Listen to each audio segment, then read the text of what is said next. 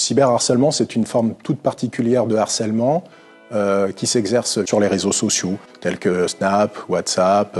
On peut tous être soit victime, soit connaître quelqu'un dans notre entourage qui soit victime de cyberharcèlement. Il est essentiel d'agir en amont, de manière à sensibiliser ce jeune public qui pense que lorsqu'on va clasher, liker, retweeter, transférer des contenus, on n'est pas forcément coupable d'une infraction pénale. Donc on leur présente le volet pénal.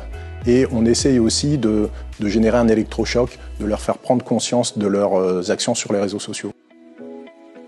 La majorité d'entre eux ne reconnaît pas le cyberharcèlement comme tel. C'est-à-dire c'est une pratique courante chez eux, on se moque, on se charrie, sans que ce soit choquant pour eux.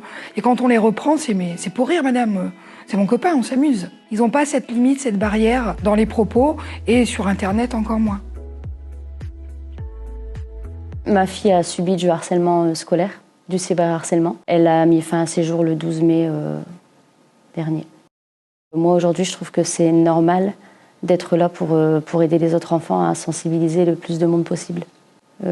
Si on est témoin ou victime de harcèlement, il faut en parler, il ne faut pas avoir peur et savoir qu'ils peuvent s'en sortir.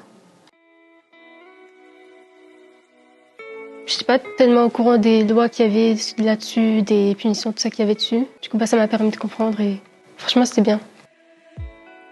Le lien entre éducation nationale et police nationale est important parce qu'il faut bien qu'ils se rendent compte que ce n'est pas seulement interdit par un règlement scolaire, mais c'est aussi interdit par la loi, c'est illégal. Les auteurs ont généralement l'impression qu'ils sont anonymes sur les réseaux sociaux. C'est pas le cas.